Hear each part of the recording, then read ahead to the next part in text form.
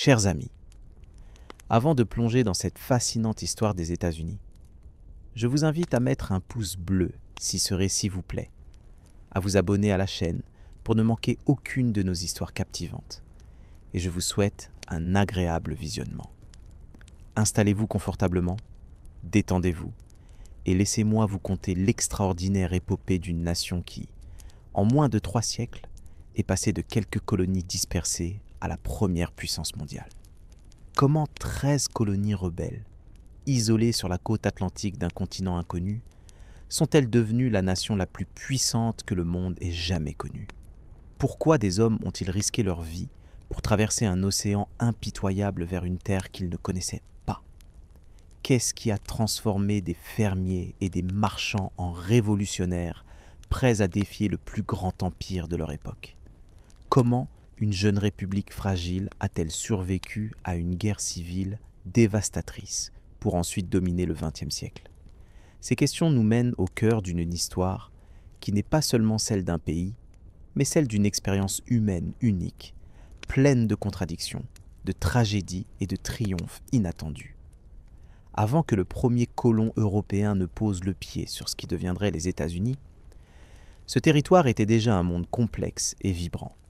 Des millions d'Amérindiens vivaient sur ces terres depuis des millénaires, organisés en centaines de nations différentes, chacune avec sa propre langue, sa culture, ses traditions. Les Iroquois avaient créé une confédération sophistiquée qui influencerait plus tard les pères fondateurs américains. Les Pueblos du sud-ouest avaient construit des villes de pierre qui rivalisaient avec celles d'Europe. Les nations des Grandes Plaines suivaient les immenses troupeaux de bisons dans des migrations saisonnières qui rythmaient leur existence depuis des générations. L'air était pur, les forêts s'étendaient à perte de vue, et les rivières coulaient libres et poissonneuses. Le continent nord-américain du XVIe siècle était un paradis naturel que les Européens ne pouvaient même pas imaginer. Les forêts de l'Est étaient si denses qu'on disait qu'un écureuil pouvait voyager du Maine à la Géorgie sans jamais toucher le sol, sautant d'arbre en arbre. Les prairies du centre étaient un océan d'herbes ondulant sous le vent, parsemé de fleurs sauvages qui changeaient de couleur avec les saisons.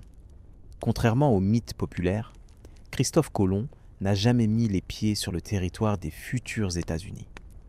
C'est Juan Ponce de León qui, en 1513, fut le premier Européen connu à explorer la Floride, cherchant la légendaire fontaine de Jouvence. Il ne trouva que des marécages infestés de moustiques, des marécages infestés de moustiques. Grièvement blessé par une flèche lors de sa seconde expédition en 1521, il mourut ensuite à la Havane. Les motivations qui poussèrent les Européens vers le Nouveau Monde étaient multiples et souvent contradictoires. La soif d'or et de richesse était omniprésente. Les Espagnols avaient retrouvé des fortunes fabuleuses au Mexique et au Pérou, et chaque nation européenne rêvait de découvrir son propre Eldorado. Mais il y avait aussi la foi religieuse, le désir de convertir les païens au christianisme, mélangé à la volonté d'échapper aux persécutions religieuses en Europe. La curiosité scientifique jouait également un rôle, cette envie de cartographier l'inconnu, de découvrir de nouvelles plantes, de nouveaux animaux, de nouvelles routes commerciales. L'établissement de Jamestown en 1607 marqua le véritable début de la colonisation anglaise permanente. Le voyage depuis l'Angleterre avait duré 4 mois. 4 mois de tempêtes, de maladies, de nourriture avariée et d'eau croupie. Quand les 104 colons débarquèrent sur les rives marécageuses de la rivière James en Virginie, ils étaient déjà affaiblis et divisés. L'endroit qu'ils choisirent pour établir leur fort était catastrophique. Un marécage infesté de moustiques porteurs de maladies, avec de l'eau saumâtre impropre à la consommation. Le craquement des arbres qu'on abattait pour construire le fort se mêlait aux cris des oiseaux tropicaux inconnus. L'odeur de la vase et des marécages était étouffante en été. Les colons, pour la plupart des gentilshommes qui n'avaient jamais travaillé de leurs mains, étaient mal préparés à la dure réalité de la vie pionnière. John Smith, un aventurier et mercenaire qui avait combattu les Turcs en Europe de l'Est, émergea comme leader. Sa règle était simple et brutale. Celui qui ne travaille pas ne mange pas. Les premiers hivers furent terrifiants. La période de 1609 à 1610 est connue comme le temps de la famine. Sur 500 colons présents à l'automne 1609, seulement 60 étaient encore vivants au printemps suivant. Les survivants racontèrent des histoires d'horreur. Certains avaient mangé du cuir bouilli, des rats, des serpents. Il y eut même des cas documentés de cannibalisme. George Percy, un des colons, écrivit dans son journal « Rien n'était épargné pour maintenir la vie et faire ces choses qui semblent incroyables. » Mais Jamestown survécut, sauvé par un produit inattendu, le tabac. John Rolfe, qui épouserait plus tard Pocahontas, la fille du chef Powhatan, introduisit une variété de tabac des Antilles qui plaisait au palais européen. Soudain, la colonie avait quelque chose de valeur à exporter. Les champs de tabac s'étendirent rapidement le long de la rivière James. L'odeur douce et âcre des feuilles, séchant dans les granges, devint la signature olfactive de la Virginie coloniale. Pendant ce temps, à 1000 km au nord, une expérience très différente se déroulait. En 1620, le Mayflower débarqua 102 passagers sur la côte rocheuse du Massachusetts. Ces pèlerins, comme ils s'appelaient eux-mêmes, n'étaient pas venus chercher l'or, mais la liberté religieuse. Ils étaient des séparatistes, considérés comme des radicaux dangereux en Angleterre, qui voulaient créer une société basée sur leurs interprétations strictes de la Bible. Le contraste avec Jamestown était frappant. Alors que les Virginiens étaient venus en tant qu'individus cherchant la fortune, les pèlerins étaient venus en famille, avec femmes et enfants, déterminés à créer une communauté permanente. Avant même de débarquer, ils signèrent le Mayflower Compact, un document révolutionnaire qui établissait un gouvernement civil basé sur le consentement des gouvernés. C'était une idée radicale pour l'époque, une graine de démocratie plantée dans le sol du Nouveau Monde. L'hiver de la Nouvelle-Angleterre était brutal, bien plus froid que tout ce qu'ils avaient connu en Angleterre. La neige tombait en rafales aveuglantes, le vent hurlait à travers les fissures de leurs abris de fortune. La moitié des pèlerins mourut ce premier hiver. Mais au printemps, un miracle se produisit. Un Amérindien nommé Squanto, qui parlait anglais après avoir été capturé et emmené en Europe des années auparavant, apparut et leur enseigna comment cultiver le maïs, où pêcher, comment survivre dans ce nouveau monde. La relation entre les colons et les Amérindiens était complexe et changeante. Au début, il y avait souvent une coexistence méfiante, parfois même une coopération. Les Amérindiens enseignaient aux colons comment survivre, échangeaient des fourrures contre des outils métalliques et des armes à feu. Mais à mesure que les colonies grandissaient et demandaient plus de terres, les conflits devenaient inévitables. La guerre du roi, Philippe de 1675 à 1676, fut l'une des plus sanglantes de l'histoire américaine proportionnellement à la population. Metacom, que les Anglais appelaient le roi Philippe, chef des Wampanoag, mena une coalition de tribus contre les colonies de la Nouvelle-Angleterre. Des villes entières furent brûlées, des familles massacrées des deux côtés.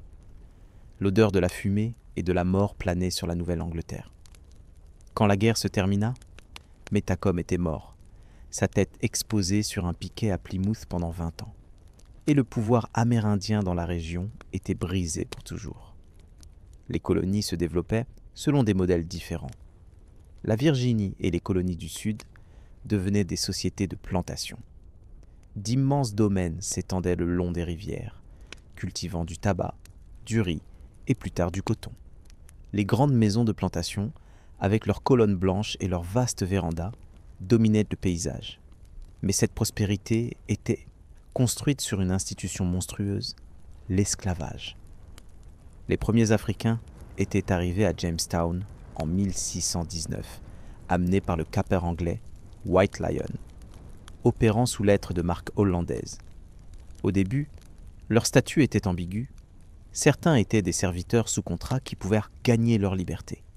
Mais au fil des décennies, l'esclavage racial héréditaire s'institutionnalisa. Les codes d'esclaves devenaient de plus en plus sévères. Un esclave n'était pas considéré comme une personne, mais comme une propriété, un bien meuble qui pouvait être acheté, vendu, hérité. Les navires négriers arrivèrent régulièrement des côtes d'Afrique occidentale, leurs cales remplies d'hommes, de femmes et d'enfants enchaînés dans des conditions inhumaines. L'odeur était insupportable, un mélange de sueur, d'excréments, de maladies et de mort. Beaucoup mouraient pendant la traversée de l'Atlantique, leurs corps jetés par-dessus bord pour nourrir les requins qui suivaient les navires. Ceux qui survivaient étaient revendus aux enchères comme du bétail, les familles séparées sans pitié. Dans les colonies du Nord, une société différente émergeait. Boston devenait un centre commercial florissant. Les navires de la Nouvelle-Angleterre naviguaient vers les 4 coins du monde, transportant du bois, du poisson séché, du rhum. Les marchands Yankees étaient réputés pour leur sens aigu des affaires et leur frugalité. Les villes de la Nouvelle-Angleterre, avec leurs maisons de bois aux bardeaux gris, leurs églises aux clochers blancs pointant vers le ciel, leurs places communes où paissaient les vaches, créaient un paysage distinctif qui persiste encore aujourd'hui. L'éducation était valorisée dans le Nord dès le début. Harvard College fut fondé en 1636, seulement 16 ans après l'arrivée du Mayflower. Les puritains croyaient que chaque personne devait être capable de lire la Bible par elle-même. Des écoles publiques furent établies dans chaque ville. Cette emphase sur l'éducation créerait une tradition intellectuelle qui ferait de la Nouvelle-Angleterre le berceau de la littérature et de la pensée américaine. Entre le Nord et le Sud, les colonies du Centre développaient leur propre caractère. La Pennsylvanie, fondée par William Penn en 1682, était une expérience de tolérance religieuse. Penn, un Quaker, créa une colonie où toutes les religions étaient bienvenues. Philadelphie, la ville de l'amour fraternel, devint rapidement la plus grande ville des colonies. Un centre cosmopolite où l'on entendait parler anglais, allemand, hollandais et une douzaine d'autres langues dans les rues. New York avait une histoire unique. D'abord, colonisée par les Hollandais sous le nom de Nouvelle-Amsterdam, elle fut capturée par les Anglais en 1664. Mais l'influence hollandaise persistait dans l'architecture, les noms de lieux et l'esprit commercial de la ville. Manhattan était déjà un centre de commerce international, ses quais grouillants de marins de toutes les nations, ses tavernes remplies du bruit de négociations dans une babel de langues. Au XVIIIe siècle, les 13 colonies britanniques d'Amérique du Nord étaient devenues des sociétés sophistiquées avec leurs propres identités distinctes. Mais elles partageaient aussi des expériences communes qui les unissaient. Elles étaient toutes, à des degrés divers, des sociétés frontalières où la wilderness n'était jamais loin. Le danger des raids amérindiens, la dureté du travail de défrichage, l'isolement des fermes frontalières créaient un caractère américain distinct, indépendant, méfiant de l'autorité, prêt à prendre les armes pour défendre ce qui était sien. Les guerres coloniales entre la France et l'Angleterre façonnèrent profondément l'identité américaine. La guerre de 7 ans, connue en Amérique comme la French and Indian War, de 1754 à 1763, fut un conflit global qui se joua en partie dans les forêts d'Amérique du Nord. De jeunes Américains comme George Washington gagnèrent leur première expérience militaire combattant aux côtés des Britanniques contre les Français et leurs alliés amérindiens. La victoire britannique dans cette guerre eut des conséquences inattendues. La France perdit ses possessions nord-américaines, éliminant la menace qui avait maintenu les colonies dépendantes de la protection britannique. En même temps, la guerre avait coûté une fortune à la Grande-Bretagne, et le Parlement cherchait des moyens de faire payer aux colonies une partie des coûts de leur propre défense. Le Stamp Act de 1765 fut l'étincelle qui alluma le feu de la Révolution. Cette taxe sur tous les documents imprimés, journaux, contrats légaux, cartes à jouer, touchait directement les classes les plus articulées des colonies. Avocats, marchands, éditeurs. Les rues de Boston, New York, Philadelphie explosèrent en protestation. Des foules en colère brûlaient des effigies des collecteurs de taxes, détruisaient leurs maisons, les forçaient à fuir pour sauver leur vie. No taxation without representation devint le cri de ralliement. Les colons argumentaient qu'ils ne pouvaient pas être taxés par un parlement où ils n'avaient pas de représentants. C'était un argument constitutionnel, mais aussi un argument sur la nature fondamentale du gouvernement légitime. Les idées des Lumières, de philosophes comme John Locke, qui parlaient de droit naturel et de contrat social, trouvaient un terrain fertile dans les colonies américaines. Les Sons of Liberty, une organisation secrète de patriotes radicaux, orchestraient la résistance. Samuel Adams à Boston, un maître de la propagande et de l'organisation politique, transformait chaque confrontation avec les autorités britanniques en symbole de tyrannie. Le Boston Massacre de 1770, où des soldats britanniques tuèrent 5 colons lors d'une confrontation, devint dans les mains d'Adams un exemple de brutalité militaire contre des civils innocents. Le Boston Tea Party de 1773 fut un acte de défi calculé. Des membres des Sons of Liberty, déguisés en Amérindiens Mohawks, montèrent à bord de 3 navires dans le port de Boston et jetèrent 342 caisses de thé dans l'eau.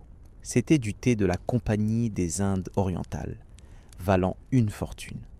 Le port sentait le thé pendant des jours. Les poissons, dit-on, nageaient ivres. La réponse britannique fut sévère. Les Intolerable Acts fermèrent le port de Boston, révoquèrent la charte du Massachusetts, permirent aux soldats britanniques d'être logés dans des maisons privées. C'était exactement ce qu'Adams et les radicaux voulaient. Les autres colonies, voyant ce qui était arrivé au Massachusetts, réalisèrent quelles pourraient être les prochaines. Le premier congrès continental se réunit à Philadelphie en septembre 1774. Des délégués de 12 colonies, la Géorgie s'abstint, se rassemblèrent dans Carpenter's Hall. C'était la première fois que les colonies agissaient ensemble comme une entité unifiée.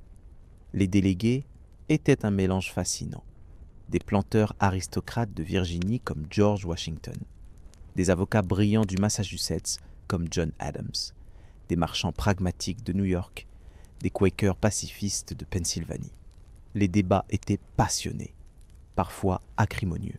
Certains, comme Joseph Galloway de Pennsylvanie, cherchaient encore la réconciliation avec la Grande-Bretagne. D'autres, comme Patrick Henry de Virginie, parlaient déjà d'indépendance. Henry déclara « Les distinctions entre Virginiens, Pennsylvaniens, New-Yorkais et habitants de la Nouvelle-Angleterre ne sont plus. Je ne suis pas un Virginien, mais un Américain. » Pendant que les politiciens débattaient, les gens ordinaires se préparaient à la guerre. Dans chaque village de la Nouvelle-Angleterre, des milices s'entraînaient sur les greens communaux. Les Minutemen du Massachusetts promettèrent d'être prêts à combattre avec une minute de préavis. Des caches d'armes et de poudre étaient constituées. Les femmes filaient et tissaient pour produire de l'étoffe maison, boycottant les produits britanniques. Les forgerons travaillaient tard dans la nuit, transformant des socs de charrue en épées. Le 19 avril 1775, la guerre commença. 700 soldats britanniques marchèrent de Boston vers Concord pour saisir un dépôt d'armes des rebelles. Paul Revere et d'autres cavaliers avaient alerté la campagne. À Lexington Green, 77 miliciens attendaient. Personne ne sait qui tira le A. Premier coup, le shot heard round the world, comme l'appellerait plus tard Ralph Waldo Emerson. 8 Américains furent tués. Mais à Concord, et pendant la retraite britannique vers Boston, les choses tournèrent différemment. Des centaines, puis des milliers de miliciens convergèrent sur la route. Se cachant derrière des murs de pierre, des arbres, des granges, ils harcelaient la colonne britannique. Les habits rouges, parfaits pour les batailles européennes en formation, étaient des cibles faciles. 273 soldats britanniques furent tués ou blessés ce jour-là. La puissante armée britannique pouvait être battue. Le siège de Boston commença immédiatement. Des milliers de miliciens de toute la Nouvelle-Angleterre encerclèrent la ville. La bataille de Bunker Hill, en juin, montra que les Américains pouvaient tenir tête aux réguliers britanniques dans une bataille rangée. Les Britanniques prirent la colline, mais au prix de plus de 1000 pertes, tués, blessés et disparus. Un officier britannique écrivit « Une autre victoire comme celle-ci et nous sommes perdus. George Washington arriva en juillet pour prendre le commandement de l'armée continentale. C'était un choix politique autant que militaire. Un Virginien commandant une armée principalement de la Nouvelle-Angleterre symbolisait l'unité coloniale. Washington trouva un ramassis de milices indisciplinées qu'il devait transformer en armée. Il n'avait presque pas de poudre, pas d'artillerie, pas d'uniforme. Les hommes servaient pour des périodes courtes et rentraient chez eux quand leur temps était écoulé, parfois au milieu d'une campagne. Mais Washington avait quelque chose de précieux, la détermination. Grand, imposant, toujours calme sous le feu, il inspirait confiance. Il comprenait aussi que cette guerre serait différente des guerres européennes. Il n'avait pas besoin de gagner des batailles, il avait juste besoin de maintenir son armée en vie. Tant que l'armée continentale existait, la révolution continuait. Le 4 juillet 1776, le Congrès continental adopta la déclaration d'indépendance. Thomas Jefferson, un planteur de Virginie de 33 ans, avait écrit l'essentiel du document. « Nous tenons ces vérités pour évidentes, écrivait-il, que tous les hommes sont créés égaux, qu'ils sont dotés par leur créateur de certains droits inaliénables, parmi lesquels la vie, la liberté et la poursuite du bonheur. » C'était un document révolutionnaire dans tous les sens du terme. Il ne justifiait pas seulement la révolution américaine, il établissait des principes universels qui inspireraient des révolutions dans le monde entier. Bien sûr, il y avait une hypocrisie massive au cœur du document. Jefferson lui-même possédait des centaines d'esclaves. Comment pouvait-il écrire que tous les hommes sont créés égaux ? Cette contradiction hanterait l'Amérique pendant des siècles. La signature de la déclaration était un acte de courage personnel immense. Chaque signataire savait qu'il signait potentiellement son arrêt de mort. Si la révolution échouait, ils seraient tous pendus pour trahison. Benjamin Franklin plaisanta sombrement. Nous devons tous nous tenir ensemble, ou assurément nous serons tous pendus séparément. La guerre qui suivit fut longue et brutale. Washington perdit bataille après bataille. New York tomba aux Britanniques en 1776. L'armée continentale se retira à travers le New Jersey, se désintégrant. Thomas Paine écrivit « Ce sont les temps qui éprouvent les âmes des hommes. » L'hiver 1776 semblait être la fin. Mais la nuit de Noël, Washington fit quelque chose de désespéré et de brillant. Il traversa la rivière Delaware gelée avec 2400 hommes et attaqua les mercenaires essois à Trenton au lever du jour. La bataille fut courte et décisive. Les Essois, surpris et probablement encore ivres de leur célébration de Noël, se rendirent. C'était une petite victoire militairement, mais psychologiquement énorme. La révolution était encore vivante. L'année 1777 apporta un tournant. Le général britannique John Burgoyne mena une armée du Canada vers le sud, planifiant de couper la Nouvelle-Angleterre du reste des colonies.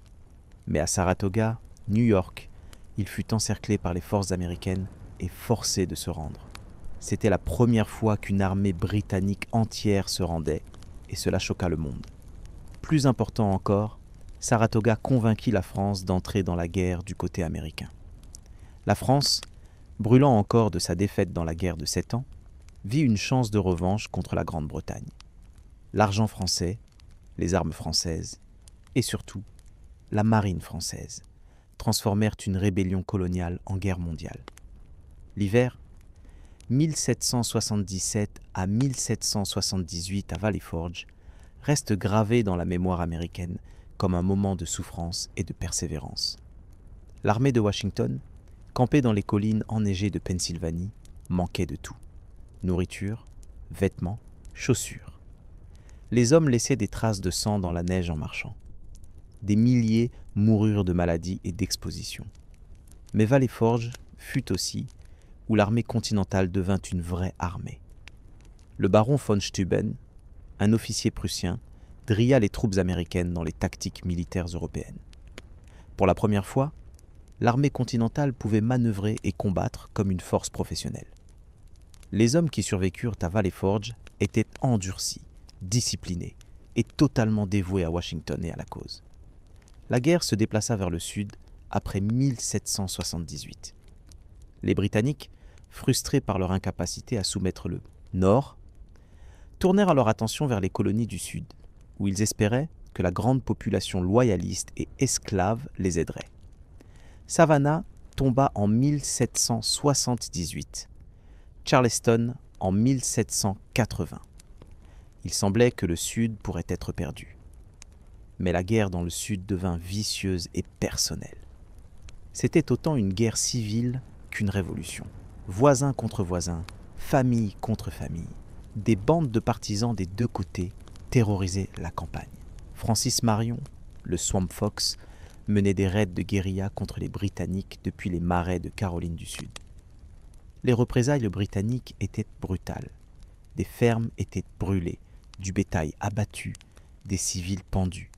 Nathanael Greene, commandant américain dans le Sud, mena une campagne brillante de 1780 à 1781. Comme Washington, il comprenait qu'il n'avait pas besoin de gagner des batailles, juste de maintenir son armée intacte. Il attira le général britannique Cornwallis dans une poursuite épuisante à travers les Carolines. Même quand Greene perdait des batailles tactiquement, il gagnait stratégiquement, affaiblissant et épuisant l'armée britannique. Cornwallis, épuisé et ayant besoin de ravitaillement, se retira vers Yorktown en Virginie à l'été 1781. C'était une erreur fatale. Washington et son allié français Rochambeau virent une opportunité. Ils marchèrent rapidement vers le sud depuis New York, tandis que la flotte française sous l'amiral de Grasse naviguait depuis les Caraïbes. Pour une fois, tous les éléments s'alignèrent parfaitement. Le siège de Yorktown en octobre 1781 fut le climax de la guerre. L'armée franco-américaine, 2 fois plus nombreuse que les Britanniques, resserra méthodiquement le nœud. L'artillerie française et américaine pilonnait les positions britanniques jour et nuit. La flotte française bloquait toute évasion par mer. Le 19 octobre, Cornwallis se rendit. Selon la légende, le groupe britannique joua « The World Turned Upside Down » pendant que leurs troupes déposèrent les armes. Quand la nouvelle de Yorktown atteignit Londres, le Premier ministre Lord North s'écria « Oh Dieu, c'est fini !» Il avait raison. Bien que la guerre traînât encore 2 ans, Yorktown avait brisé la volonté britannique de continuer. Le traité de Paris, en 1783, reconnut l'indépendance américaine et accorda aux nouveaux États-Unis un territoire s'étendant jusque Mississippi. Les défis auxquels faisait face la nouvelle nation étaient immenses. Les articles de la Confédération, la première constitution américaine, créaient un gouvernement central si faible qu'il pouvait à peine fonctionner. Le Congrès ne pouvait pas lever d'impôts, seulement demander de l'argent aux États qui ignoraient généralement les demandes. Il n'y avait pas d'exécutif, pas de système judiciaire national. Chaque État agissait comme un pays indépendant, imposant des tarifs sur les marchandises des autres États, imprimant sa propre monnaie. La rébellion de Shays, en 1786 à 1787 dans le Massachusetts occidental, montra à quel point la situation était précaire. Des fermiers endettés, beaucoup d'anciens soldats de la Révolution qui n'avaient jamais été payés, prirent les armes contre le gouvernement de l'État. Ils fermèrent des tribunaux pour empêcher les saisies de fermes. L'armée nationale était trop faible pour répondre. Le Massachusetts dut lever sa propre force pour supprimer la rébellion. La peur du chaos poussa les leaders américains à agir. En mai 1787, des délégués de tous les États, sauf Rhode Island, se réunirent à Philadelphie pour réviser les articles de la Confédération. Au lieu de cela, ils jetèrent les articles et écrivirent une constitution entièrement nouvelle. Les délibérations furent secrètes, les fenêtres de Independence Hall clouées fermées malgré la chaleur étouffante de l'été de Philadelphie. Les débats étaient intenses et parfois amers. Les grands États voulaient une représentation basée sur la population. Les petits États voulaient une représentation égale. Le Nord et le Sud se disputaient sur la façon de compter les esclaves pour la représentation. Les fédéralistes voulaient un gouvernement central fort. Les antifédéralistes craignaient la tyrannie. Le document qui émergea était plein de compromis. Le Grand Compromis créa un congrès bicaméral, avec une représentation proportionnelle dans la Chambre et une représentation égale dans le Sénat. Le compromis des 3/5 compta les esclaves comme 3/5 d'une personne pour la représentation et la taxation. Une formule moralement répugnante qui néanmoins permit à la Convention de continuer. La Constitution créait un système de freins et contrepoids unique au monde. 3 branches du gouvernement, législative, exécutive, judiciaire, chacune avec le pouvoir de limiter les autres. C'était un système conçu pour empêcher la tyrannie en rendant difficile pour quiconque d'accumuler trop de pouvoir. Mais c'était aussi un système qui rendait le changement lent et difficile. Une caractéristique qui serait à la fois une force et une faiblesse dans l'histoire américaine. La ratification de la Constitution ne fut pas garantie. Les débats dans chaque État étaient féroces. Les Federalist Papers, écrits par Alexander Hamilton, James Madison et John Jay, argumentaient brillamment pour la ratification. Les antifédéralistes, menés par des figures comme Patrick Henry et George Mason, craignaient que la Constitution créerait un gouvernement central trop puissant qui détruirait les libertés pour lesquelles ils avaient combattu. Le compromis qui assura la ratification fut la promesse d'un Bill of Rights, les 10 premiers amendements qui garantiraient les libertés individuelles contre l'empiètement du gouvernement.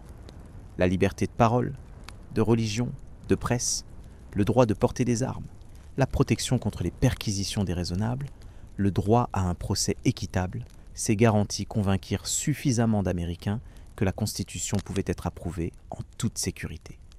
George Washington fut élu unanimement comme premier président en 1789. Sa présidence établit des précédents cruciaux.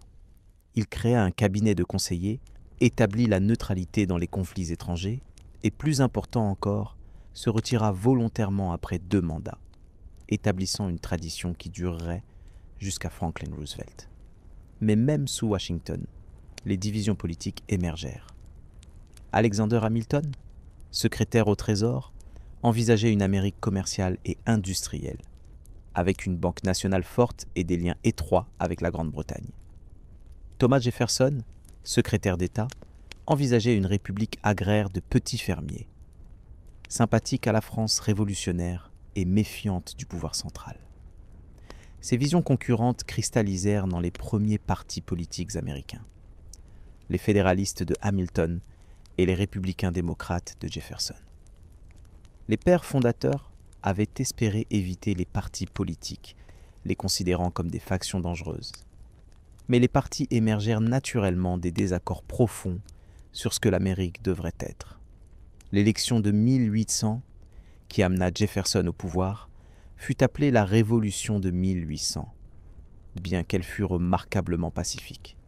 Pour la première fois dans l'histoire moderne, le pouvoir fut transféré d'un parti à un autre par une élection plutôt que par la force.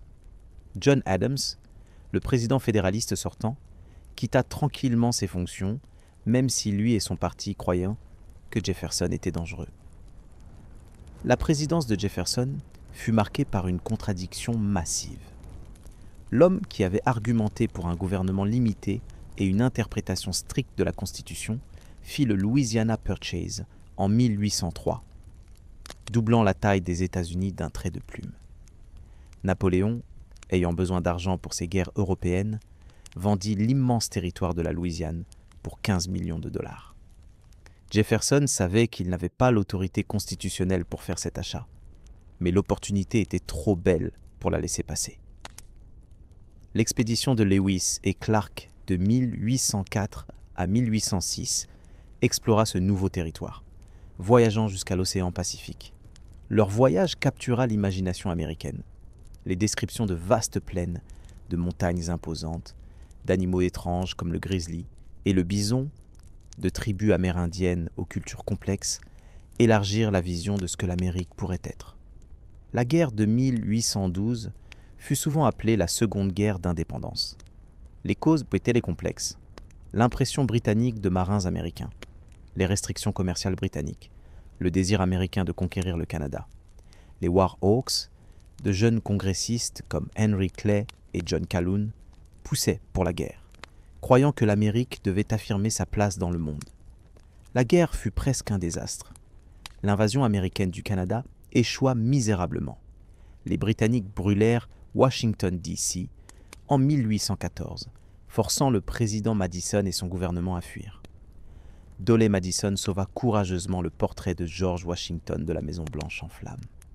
Mais la victoire d'Andrew Jackson à la Nouvelle-Orléans en janvier 1815, bien qu'elle se soit produite après la signature du traité de paix, donna aux Américains le sentiment qu'ils avaient gagné la guerre. L'ère qui suivit, la guerre de 1812, fut appelée l'Era of Good Feelings. Mais sous la surface, des tensions bouillonnaient. La question de l'esclavage devenait de plus en plus contentieuse. Le compromis du Missouri de 1820, qui admit le Missouri comme État esclavagiste et le Maine comme État libre, maintenant l'équilibre au Sénat, n'était qu'une solution temporaire. Thomas Jefferson, vieillissant à Monticello, l'appela une cloche de feu dans la nuit qui annonçait la fin de l'Union.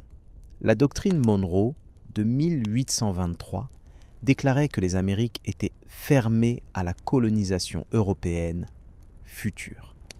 C'était une déclaration audacieuse pour une nation qui avait à peine une marine.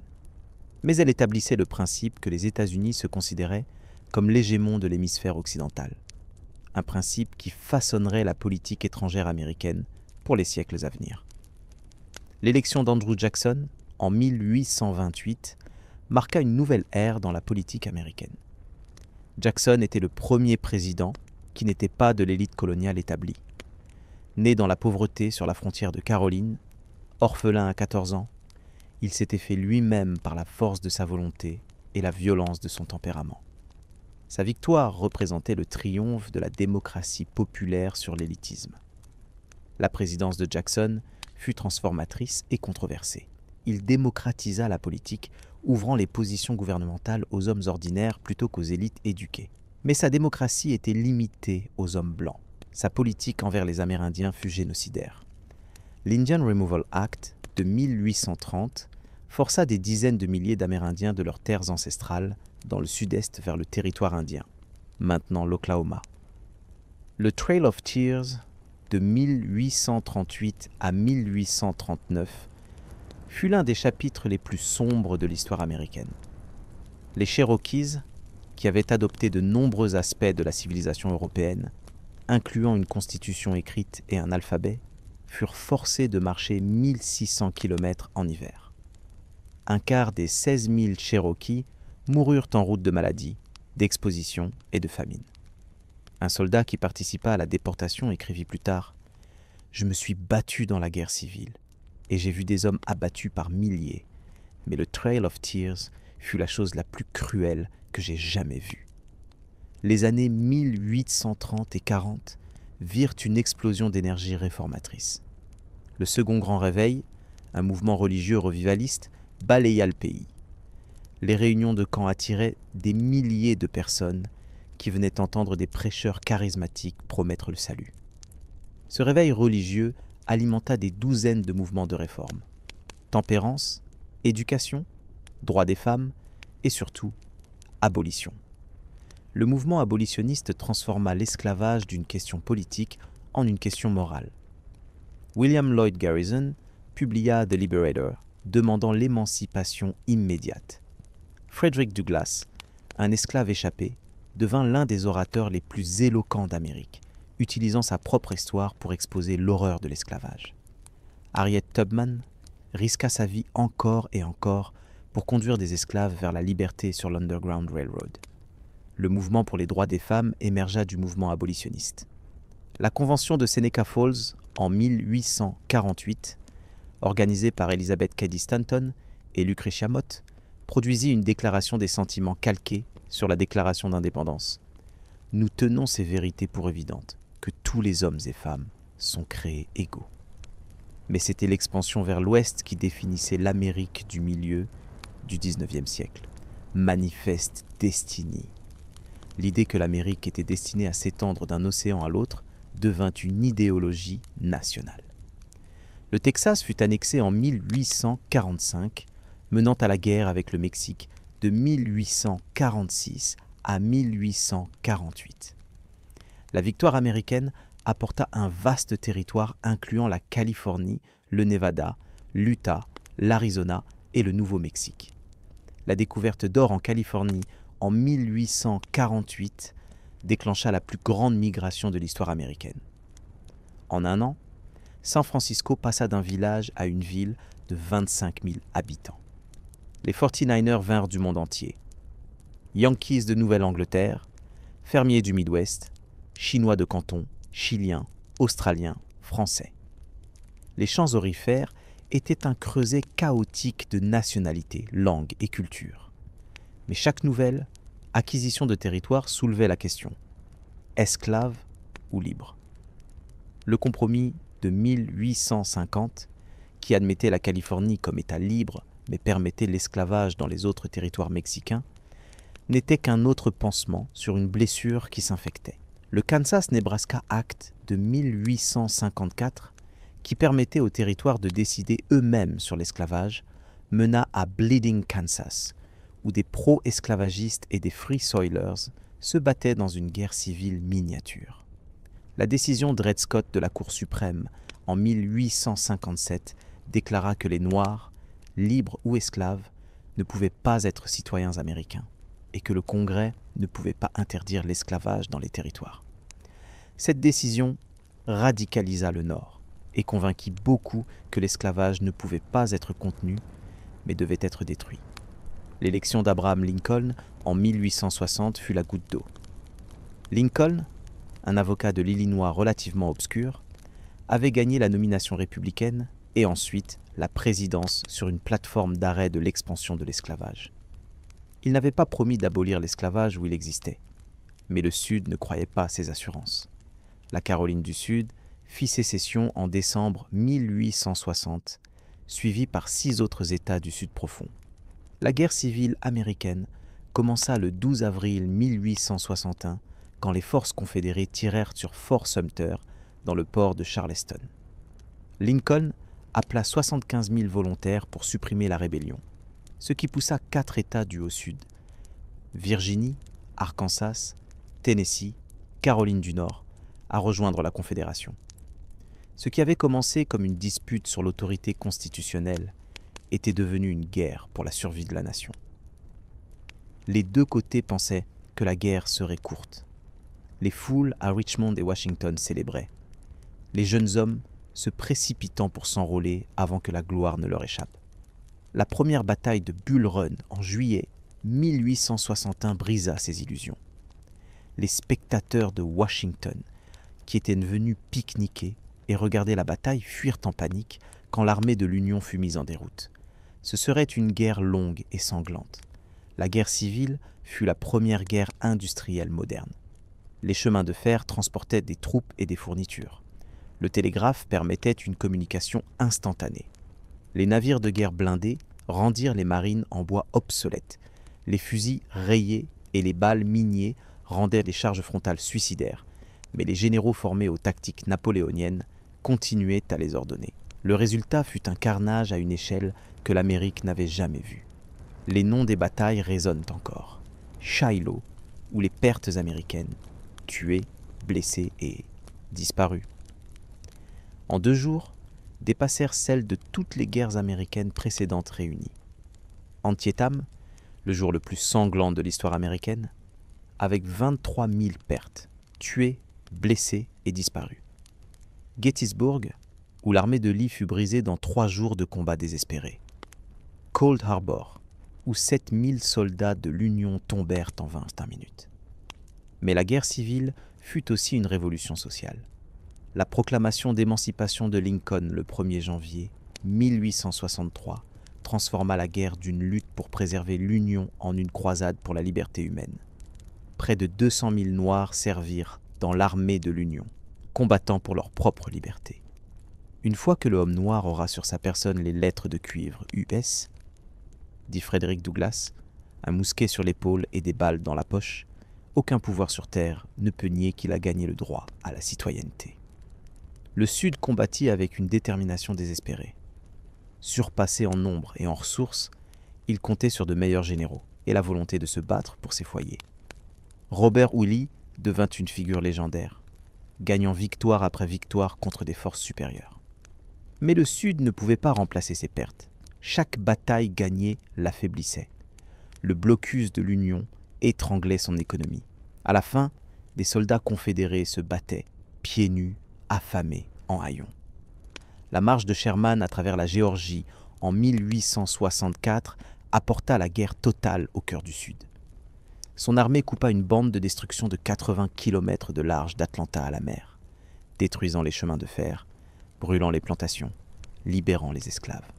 La guerre est l'enfer, dit Sherman, et il était déterminé à faire comprendre cette vérité au Sud. Le 9 avril 1865, Lee se rendit à Grant à Appomattox Courthouse. Les termes étaient généreux. Les soldats confédérés pouvaient rentrer chez eux avec leurs chevaux pour les semis de printemps. Il n'y aurait pas de procès pour trahison, pas d'exécution massive. Grant savait que la réconciliation, pas la vengeance, était nécessaire pour guérir la nation.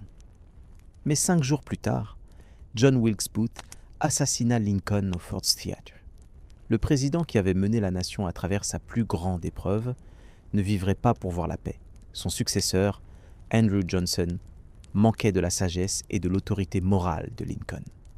La reconstruction qui suivit serait presque aussi divisive que la guerre elle-même. La reconstruction de 1865 à 1877 fut une expérience remarquable de démocratie multiraciale. Les 13e, 14e et 15e amendements abolirent l'esclavage, garantirent la citoyenneté et le droit de vote aux anciens esclaves. Pour la première fois, des Noirs servirent au Congrès, dans les législatures d'État, comme juges et shérifs. Des écoles pour les affranchis furent établies à travers le Sud. Il sembla brièvement que l'Amérique pourrait vraiment devenir une nation où tous les hommes étaient créés égaux. Mais la réaction blanche fut féroce. Le Ku Klux Klan et d'autres groupes terroristes utilisaient la violence pour empêcher les Noirs de voter et d'exercer leurs droits.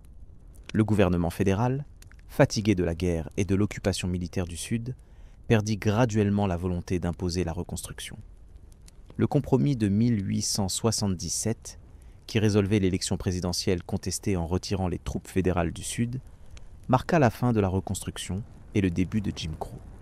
Pendant ce temps, l'Ouest était transformé. Le Homestead Act de 1862 offrait 160 acres de terre gratuite à quiconque la cultiverait pendant 5 ans.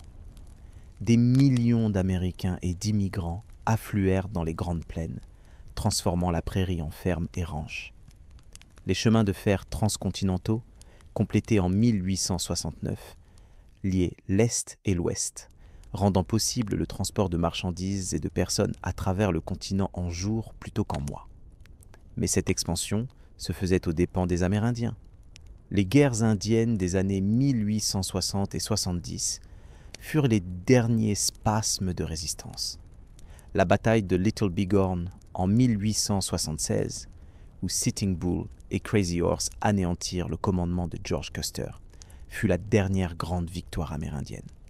Wounded Knee en 1890, où l'armée américaine massacra 300 Lakota, principalement des femmes et des enfants, marqua la fin de la résistance armée. L'âge doré de la fin du XIXe siècle vit l'Amérique se transformer d'une nation agricole en puissance industrielle. Des hommes comme Andrew Carnegie dans l'acier, John D. Rockefeller dans le pétrole, J.P. Morgan dans la finance, construisirent des empires commerciaux vastes. Les villes explosèrent en taille. Chicago, qui avait 1000 habitants en 1840, en avait 1 million en 1890. Les gratte-ciels commencèrent à s'élever, défiant la gravité avec des cadres d'acier et des ascenseurs électriques. Les conditions de travail dans les usines et les mines étaient souvent horribles. Des enfants de 8 ans travaillaient 12 heures par jour dans des usines textiles. Des mineurs mouraient par milliers dans des accidents et de maladies pulmonaires. Quand les travailleurs essayaient d'organiser des syndicats, ils faisaient face à la violence des compagnies et du gouvernement. La grève de Haymarket de 1886, la grève de Homestead de 1892, la grève Pullman de 1894, toutes se terminèrent dans le sang. Mais l'ère progressiste du début du XXe siècle apporta des réformes. Theodore Roosevelt, qui devint président après l'assassinat de McKinley en 1901, attaqua les trusts monopolistiques, créa des parcs nationaux, réglementa la nourriture et les médicaments. Les muckrakers, comme Upton Sinclair, exposaient les conditions dans les usines de conditionnement de viande et autres industries. Les femmes menèrent des croisades pour le suffrage, la prohibition, le travail des enfants. L'Amérique émergeait aussi comme puissance mondiale. La guerre hispano-américaine de 1898, déclenchée par l'explosion mystérieuse de l'USS Maine dans le port de la Havane, résulta dans l'acquisition de Porto Rico, Guam et les Philippines.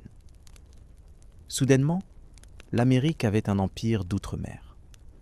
Theodore Roosevelt envoya la Great White Fleet autour du monde en 1907 pour démontrer la puissance navale américaine.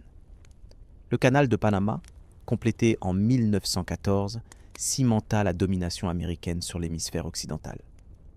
Quand la Première Guerre mondiale éclata en Europe en 1914, l'Amérique resta initialement neutre. Mais les attaques de sous-marins allemands sur les navires américains et le télégramme Zimmermann proposant une alliance germano-mexicaine contre les États-Unis poussèrent Wilson à demander une déclaration de guerre en avril 1917. « Le monde doit être rendu sûr pour la démocratie », déclara-t-il. L'arrivée de 2 millions de soldats américains en France renversa la balance de la guerre. À la conférence de paix de Versailles, Wilson proposa ses 14 points et la Société des Nations. Mais le Sénat américain rejeta le traité et l'Amérique se retira dans l'isolationnisme. Le rêve wilsonien d'un ordre mondial libéral devrait attendre une autre guerre. Les années 1920 rugissaient avec prospérité et changement culturel. La prohibition, censée créer une société plus morale, créa au contraire le crime organisé. Le jazz, né à la Nouvelle-Orléans, devint la bande sonore de l'époque. Les femmes obtinrent le vote avec le 19e amendement en 1920. La production de masse rendit les automobiles, radios et autres biens de consommation disponibles aux Américains ordinaires. Il semblait que la prospérité ne finirait jamais. Puis vint le krach de Wall Street d'octobre 1929. En quelques jours, des fortunes furent anéanties. Les banques faillirent par milliers. Le chômage atteignit 25%. Des lignes de pain s'étendaient sur des blocs. Des fermiers regardaient leurs terres saisies. Les Hooverville, bidonvilles nommés sarcastiquement d'après le président Herbert Hoover, apparurent dans chaque ville. Franklin Delano Roosevelt, élu en 1932, promit un New Deal pour le peuple américain. Dans ses premiers 100 jours, il poussa à travers le Congrès une législation révolutionnaire. Aide aux banques, emploi public, soutien aux fermiers, sécurité sociale. La seule chose que nous devons craindre, dit-il dans son discours inaugural, est la peur elle-même. Le New Deal transforma le rôle du gouvernement fédéral dans la vie américaine. Pour la première fois, le gouvernement prit la responsabilité du bien-être économique de ses citoyens. La Social Security, le salaire minimum, le droit de former des syndicats, ces programmes créèrent un filet de sécurité qui n'avait jamais existé auparavant. Mais c'est la Seconde Guerre mondiale qui mit fin à la dépression et transforma l'Amérique en superpuissance. Pearl Harbor, le 7 décembre 1941, choqua l'Amérique hors de son isolationnisme. Une date qui vivra dans l'infamie. L'appela Roosevelt. En 4 ans, l'Amérique mobilisa 16 millions de soldats, produisit 300 000 avions, construisit la plus grande marine que le monde ait jamais vue. Le front intérieur fut transformé. Les femmes entrèrent dans les usines par millions, prouvant qu'elles pouvaient faire n'importe quel travail d'homme. Les Afro-Américains migrèrent du sud vers les villes du nord pour des emplois de guerre, commençant un changement démographique qui transformerait la politique américaine. Les Américains japonais, tragiquement, furent internés dans des camps de concentration. Une tache sur le record américain des droits civiques. Le jour J, le 6 juin 1944, les forces américaines et alliées envahirent la Normandie, commençant la libération de l'Europe occidentale. Dans le Pacifique, les marines sautaient d'île en île vers le Japon dans certains des combats les plus brutaux de la guerre. Les noms Guadalcanal, Iwo Jima, Okinawa sont gravés dans la mémoire américaine. La décision de larguer des bombes atomiques sur Hiroshima et Nagasaki en août 1945 reste controversée. Truman argumentait que cela sauva des millions de vies en évitant une invasion du Japon. Les critiques disent que le Japon était prêt à se rendre de toute façon. Quoi qu'il en soit, l'Amérique était maintenant la seule puissance nucléaire du monde. La guerre froide commença presque immédiatement. L'alliance de guerre avec l'Union soviétique se transforma en rivalité alors que Staline imposait des régimes communistes en Europe de l'Est. La doctrine Truman, le plan Marshall, l'OTAN, l'Amérique construisit une architecture de confinement pour empêcher l'expansion soviétique. Quand les soviétiques obtinrent la bombe en 1949, le monde entra dans l'ère de la terreur nucléaire. La guerre de Corée, de 1950 à 1953, fut le premier conflit chaud de la guerre froide. Quand la Corée du Nord envahit le Sud, Truman envoya des troupes américaines sous la bannière des Nations Unies. Le général MacArthur poussa jusqu'à la frontière chinoise, provoquant l'intervention chinoise massive. La guerre se termina en impasse, avec la Corée divisée au 38e parallèle, où elle reste aujourd'hui. À la maison, les années 1950 furent une époque de conformité et de prospérité. Les banlieues s'étendaient à travers le paysage. La télévision devint le centre du foyer américain. L'Interstate Highway System, commencé en 1956, transforma la géographie américaine. Mais sous la surface de tranquillité, des forces de changement bouillonnaient. Le mouvement des droits civiques explosa dans la conscience nationale avec le boycott des bus de Montgomery en 1955. Rosa Parks, refusant de céder son siège, devint le symbole de la résistance à Jim Crow. Martin Luther King Jr., un jeune pasteur de 26 ans, émergea comme le leader du mouvement. Sa philosophie de résistance non violente, inspirée par Gandhi, offrait une voix morale élevée qui exposa la brutalité de la ségrégation. Little Rock, en 1957, où le président Eisenhower dut envoyer des troupes fédérales pour escorter 9 étudiants noirs dans Central High School. Les sit-ins de 1960, où des étudiants noirs s'asseyaient calmement au comptoir de lunch ségrégué jusqu'à être arrêtés ou battus. Les Freedom Rides de 1961, où des activistes interraciaux prenaient des bus à travers le Sud, affrontant des foules violentes. Chaque confrontation, capturée à la télévision, tournait plus d'Américains contre la ségrégation. John F. Kennedy, jeune et charismatique, promit en 1960 de faire bouger l'Amérique à nouveau. Sa présidence fut brève mais conséquente. La crise des missiles de Cuba en octobre 1962 amena le monde au bord de la guerre nucléaire.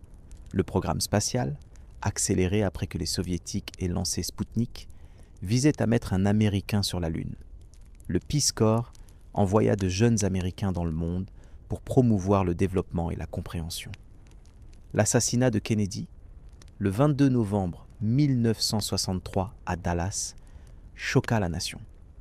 Lyndon Johnson, qui lui succéda, poussa à travers le Civil Rights Act de 1964 et le Voting Rights Act de 1965, mettant fin à la ségrégation légale. Sa Great Society étendit le New Deal avec Medicare, Medicaid, aide fédérale à l'éducation et la guerre contre la pauvreté. Mais le Vietnam détruisit la présidence de Johnson et divisa l'Amérique. Ce qui avait commencé comme des conseillers militaires sous Eisenhower escalada en guerre majeure sous Johnson. En 1968, un demi-million de troupes américaines combattaient dans les jungles du sud-est asiatique. L'offensive du Tet cette année-là, bien qu'une défaite militaire pour les Nord-Vietnamiens, fut une victoire psychologique qui tourna l'opinion publique américaine contre la guerre.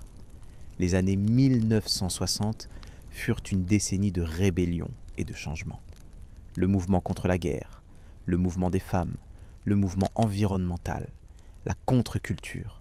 Tous défiaient l'Amérique traditionnelle. Woodstock, en 1969, symbolisa l'esprit de l'époque. 400 000 jeunes célébrant la paix, l'amour et la musique rock. Richard Nixon, élu en 1968 sur une promesse de loi et ordre, approfondit paradoxalement les divisions américaines. Sa stratégie sudiste courtisait les Blancs du Sud aliénés par les droits civiques. L'invasion du Cambodge en 1970 déclencha des protestations massives sur les campus. À Kent State, la garde nationale tira sur des étudiants protestataires, tuant 4. L'Amérique semblait se déchirer. Mais Nixon était aussi un pragmatiste. Il ouvrit des relations avec la Chine communiste en 1972, jouant la carte chinoise contre l'Union soviétique. Il négocia la détente avec les soviétiques, ralentissant la course aux armements. Il créa l'Environmental Protection Agency et signa le Clean Air Act. Il termina finalement la guerre du Vietnam, bien que cela prit 4 ans et coûta 20 000 vies américaines supplémentaires. Le scandale du Watergate détruisit Nixon. Ce qui commença comme un cambriolage de troisième ordre au siège du Parti démocrate en juin 1972 se transforma en crise constitutionnelle. Les enregistrements secrets de Nixon révélèrent qu'il avait orchestré une dissimulation. Face à une destitution certaine, il démissionna le 9 août 1974, le seul président américain à le faire. Le système avait fonctionné, mais la confiance dans le gouvernement était brisée. Les années 1970 furent une décennie de malaise. La stagflation, inflation élevée combinée avec un chômage élevé, défiait la sagesse économique conventionnelle. La crise pétrolière de 1973, quand l'OPEP quadrupla les prix en réponse au soutien américain à Israël dans la guerre du Yom Kippour, révéla la vulnérabilité américaine. Les files d'attente aux stations-service devinrent un symbole du déclin américain. La crise des otages en Iran de 1979 à 1981, où 52 Américains furent détenus pendant 444 jours, humilia l'Amérique. Le sauvetage militaire raté, avec des hélicoptères s'écrasant dans le désert iranien, sembla symboliser l'impuissance américaine. Jimmy Carter, homme décent mais président inefficace, fut balayé par Ronald Reagan en 1980. Reagan promit de restaurer la grandeur américaine, et son optimisme ensoleillé résonna avec un pays fatigué du doute de soi. C'est à nouveau le matin en Amérique, proclamait sa campagne de réélection de 1984. Il coupa les impôts, déréglementa l'industrie et lança une accumulation militaire massive.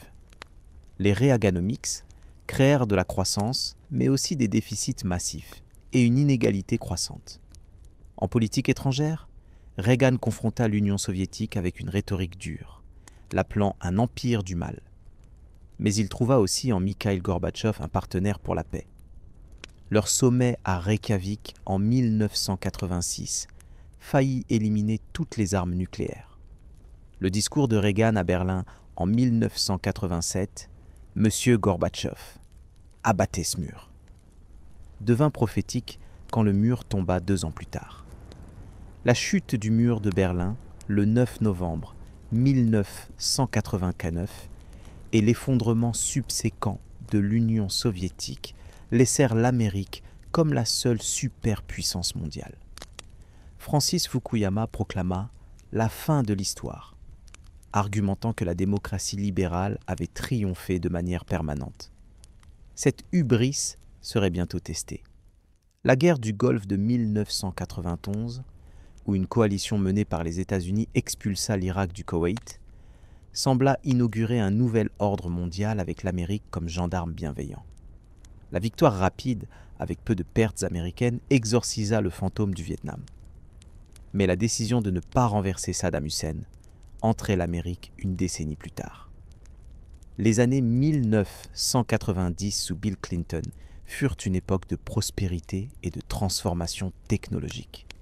L'Internet, développé à l'origine comme projet militaire, devint un phénomène de masse. La bulle .com créa et détruisit des fortunes du jour au lendemain. L'économie connut la plus longue expansion de l'histoire américaine. Le budget fédéral affichait un excédent pour la première fois en décennies. Mais les années Clinton furent aussi marquées par une polarisation politique croissante. Le scandale Monica Lewinsky mena à la destitution de Clinton par la Chambre en 1998, bien qu'il fût acquitté par le Sénat. Les guerres culturelles sur l'avortement, les droits des homosexuels et le rôle de la religion dans la vie publique divisèrent l'Amérique en camps rouges et bleus. Le 11 septembre 2001 changea tout. Les attaques terroristes sur le World Trade Center et le Pentagone tuèrent près de 3000 Américains et brisèrent le sentiment d'invulnérabilité de l'Amérique. Les images des tours jumelles s'effondrant, des gens sautant des fenêtres, du nuage de poussière, engloutissant Manhattan, sont gravées dans la conscience américaine. La réponse de George W. Bush fut de déclarer une guerre globale contre le terrorisme. L'Afghanistan fut envahi en octobre 2001 pour renverser les talibans qui abritaient Al-Qaïda. L'Irak fut envahi en mars 2003 sous le prétexte d'armes de destruction massive qui ne furent jamais trouvées. Ces guerres dureraient plus longtemps que n'importe quel conflit dans l'histoire américaine, coûtant des milliers de milliards de dollars et des milliers de vies américaines. L'ouragan Katrina, en août 2005, exposa les inégalités profondes de l'Amérique. Quand les digues se rompirent à la Nouvelle-Orléans, les pauvres et les noirs furent laissés abandonnés pendant des jours sans nourriture, eau ou secours. Les images d'Américains mourant dans un stade de football choquèrent le monde. La réponse gouvernementale incompétente brisa l'approbation de Bush. La crise financière de 2008 fut la pire depuis la Grande Dépression. L'effondrement du marché immobilier, causé par des prêts subprimes et des instruments financiers complexes que personne ne comprenait vraiment, faillit faire tomber le système financier global. Les grandes banques furent renflouées, tandis que des millions d'Américains perdaient leur maison. La colère contre Wall Street alimenterait la politique populiste des deux côtés. L'élection de Barack Obama en 2008 sembla marquer une nouvelle ère. Le premier président afro-américain promit l'espoir et le changement. Son Affordable Care Act étendit l'assurance santé à des millions. Il termina les guerres en Irak et en Afghanistan, bien que toutes deux continuent de couver. Il signa l'accord de Paris sur le climat et l'accord nucléaire iranien. Mais Obama fit aussi face à une opposition républicaine féroce. Le Tea Party émergea, exigeant un gouvernement plus petit et des impôts plus bas. Le Congrès devint dysfonctionnel, incapable de passer même une législation basique. Les divisions raciales, que beaucoup espéraient qu'Obama guérirait, semblaient s'approfondir. Les fusillades policières d'hommes noirs non armés déclenchèrent le mouvement Black Lives Matter. L'élection de Donald Trump en 2016 choqua l'establishment politique. Un magnate de l'immobilier et star de télé-réalité sans expérience politique battit Hillary Clinton malgré avoir perdu le vote populaire par 3 millions de voix. Trump promit de « Make America Great Again », appelant au nationalisme économique, à des restrictions sur l'immigration et au retrait des engagements internationaux. La présidence de Trump fut chaotique et polarisante. Il se retira de l'accord de Paris et de l'accord iranien, imposa des tarifs sur la Chine, construisit un mur à la frontière mexicaine. Il nomma 3 juges conservateurs à la Cour suprême, déplaçant la Cour vers la droite pour une génération. Il fut destitué 2 fois.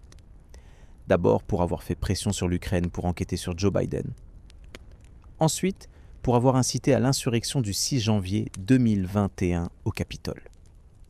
La pandémie de Covid-19, en 2020, exposa les faiblesses de l'Amérique. Le pays le plus riche du monde avait l'un des taux de mortalité les plus élevés. Les divisions politiques transformèrent les masques et les vaccins en questions partisanes. L'économie s'effondra, avec des millions au chômage. Les inégalités raciales et économiques furent mises à nu alors que les travailleurs essentiels, disproportionnellement minoritaires et pauvres, mouraient à des taux plus élevés. Le meurtre de George Floyd par la police de Minneapolis, le 25 mai 2020, déclencha les plus grandes protestations de l'histoire américaine. Des millions marchèrent pour la justice raciale dans chaque État.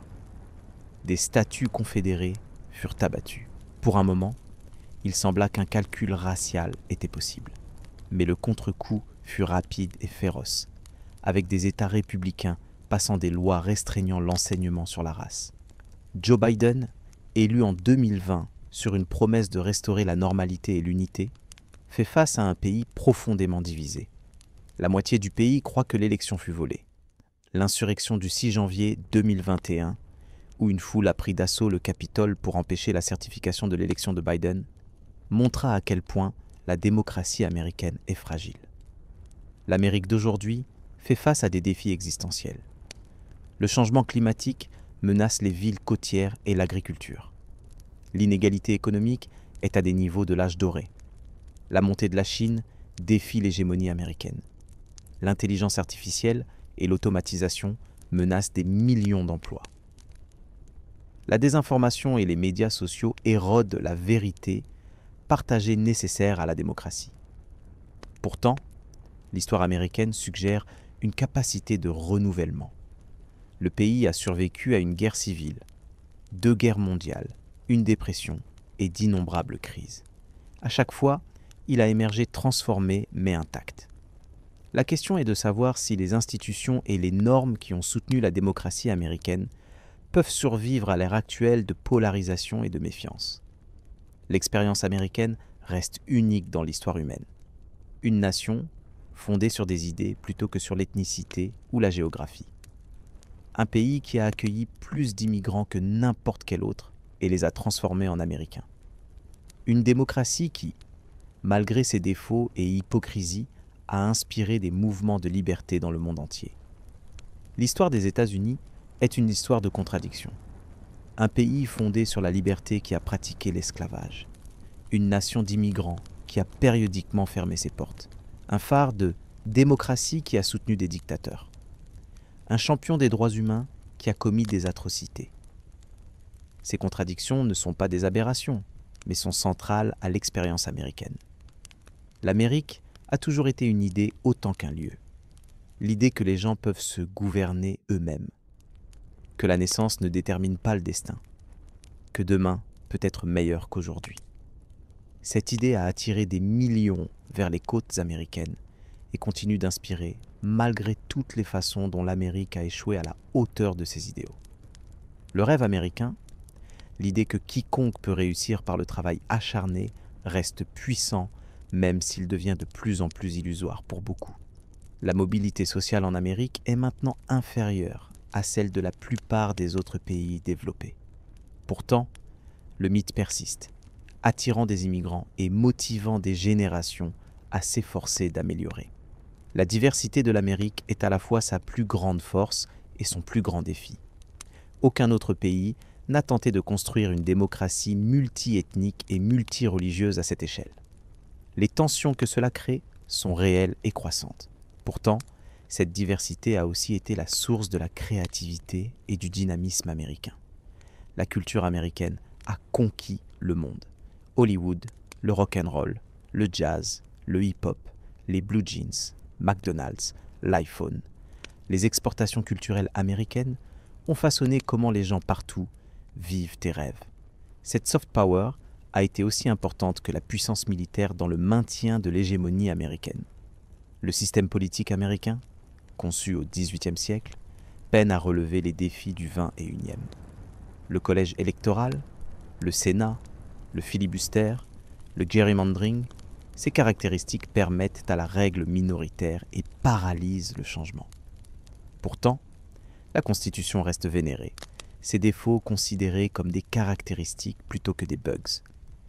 L'économie américaine reste la plus grande et la plus innovante du monde. Silicon Valley continue de produire des technologies qui transforment la vie humaine.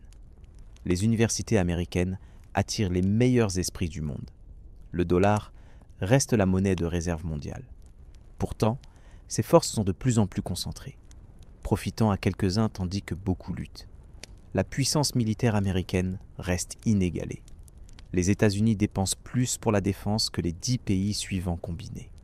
Les bases américaines encerclent le globe. Pourtant, cette puissance a des limites, comme l'ont montré l'Irak et l'Afghanistan.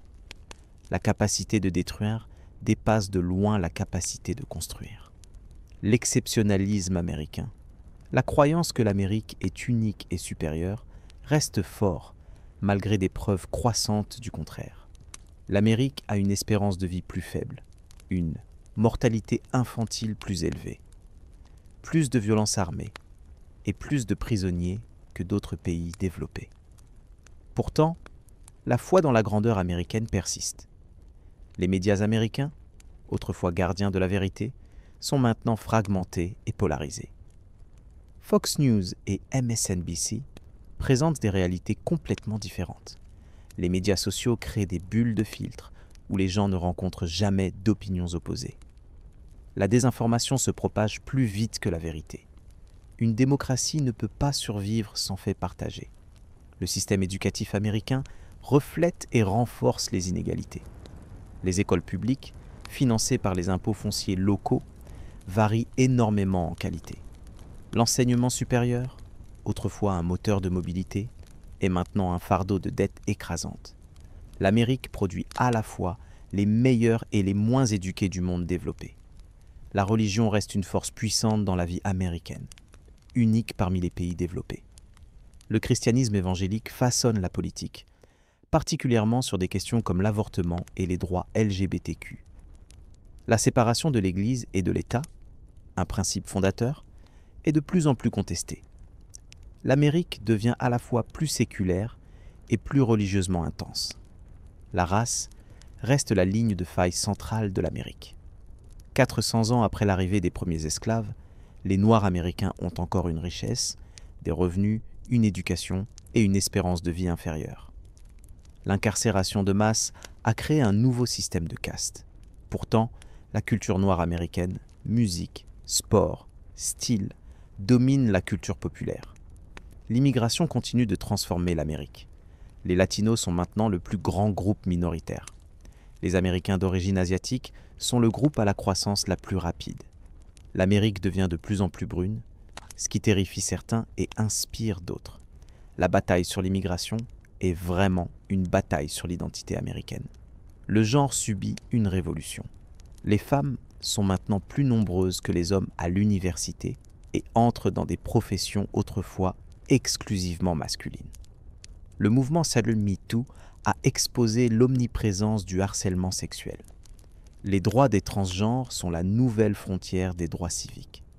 Les rôles de genre traditionnels s'effondrent, créant à la fois libération et anxiété. La technologie transforme chaque aspect de la vie américaine. Les smartphones ont changé comment les gens communiquent, travaillent, font leurs courses et pensent. Les médias sociaux ont réorganisé la politique et les relations sociales. L'intelligence artificielle promet et menace des changements encore plus grands. L'Amérique mène, mais ne contrôle pas ces changements. L'environnement devient impossible à ignorer. Les ouragans deviennent plus forts, les incendies de forêt plus fréquents, les sécheresses plus longues. Miami et la Nouvelle-Orléans peuvent être sous l'eau dans ce siècle. Pourtant, l'action climatique reste paralysée par la politique partisane. L'Amérique, historiquement le plus grand pollueur, résiste aux changements nécessaires. La géopolitique se déplace. La Chine monte, défiant l'hégémonie américaine économiquement et militairement. La Russie, bien que plus faible, reste disruptive. L'ordre international libéral que l'Amérique a construit après la Seconde Guerre mondiale s'effrite. L'ère de la domination américaine incontestée peut toucher à sa fin. La santé publique, longtemps négligée, est maintenant inévitable. Covid-19 a révélé la fragilité des systèmes américains. Le système de santé à but lucratif a laissé des millions sans soins. L'obésité, la dépendance aux opioïdes, les maladies mentales, l'Amérique fait face à des crises de santé multiples. Le pays le plus riche ne peut pas garder ses citoyens en bonne santé. L'infrastructure s'effondre, les ponts s'écroulent, les barrages se brisent, le réseau électrique défaille. Le système de transport, construit pour les voitures, est insoutenable. Le haut débit, essentiel pour la vie moderne, n'atteint pas des millions. L'Amérique qui a construit le système d'autoroutes inter-États ne peut pas maintenir ce qu'elle a construit. La justice pénale reste brutale et inégale. L'Amérique incarcère plus de personnes que n'importe quel autre pays. Les prisons sont devenues des entrepôts pour les malades mentaux et les toxicomanes. La police tue 1000 personnes par an. Le système concentre la punition sur les pauvres et les minorités, tout en laissant les riches et puissants impunis. L'économie, bien que grande, est de plus en plus inégale. Les 1% les plus riches possèdent plus de richesses que les 90% les plus pauvres. Les salaires stagnent tandis que les coûts du logement, de l'éducation et des soins de santé montent en flèche. Le contrat social d'après-guerre, qu'un travail acharné mène à une vie de classe moyenne, est rompu. La démocratie elle-même est en péril. La suppression des électeurs, le gerrymandering, l'argent noir, la désinformation, tous érodent le gouvernement représentatif. La confiance dans les institutions est à des niveaux historiquement bas. Beaucoup d'Américains ne croient plus que leur voix compte. Sans foi en la démocratie, elle ne peut pas survivre. Pourtant, l'Amérique a toujours été meilleure pour promettre que pour livrer. Les mots de la Déclaration et de la Constitution ont inspiré des mouvements pour réaliser leurs promesses. Les esclaves citant la Déclaration, les suffragettes citant la Constitution, King citant le rêve américain, tous tenaient l'Amérique responsable de ses idéaux. L'histoire américaine n'est pas un progrès inévitable, mais une lutte constante. Chaque expansion de la liberté a été combattue. Chaque inclusion a fait face à la résistance. Le progrès n'est pas linéaire, mais cyclique, avec des périodes de progrès suivies de réactions. L'arc de l'univers moral peut se courber vers la justice, mais seulement quand les gens le plient. L'Amérique reste une expérience inachevée. La question n'est pas de savoir si l'Amérique est grande, mais si elle peut devenir ce qu'elle prétend être. Peut-elle créer une démocratie multiraciale véritable ? Peut-elle fournir des opportunités pour tous, pas seulement pour quelques-uns ? Peut-elle mener le monde tout en respectant les autres nations ? Peut-elle survivre à ses propres contradictions ? L'avenir de l'Amérique n'est pas prédéterminé. L'histoire montre que les Américains ont la capacité de grand bien et de grand mal, de générosité et de cupidité, de courage et de lâcheté. Les choix faits maintenant détermineront si l'Amérique réalise ses idéaux ou trahit son héritage. L'histoire jugera, mais le présent décide. L'histoire des États-Unis est finalement l'histoire de personnes ordinaires faisant des choix extraordinaires. Des pèlerins risquant tout pour la liberté religieuse.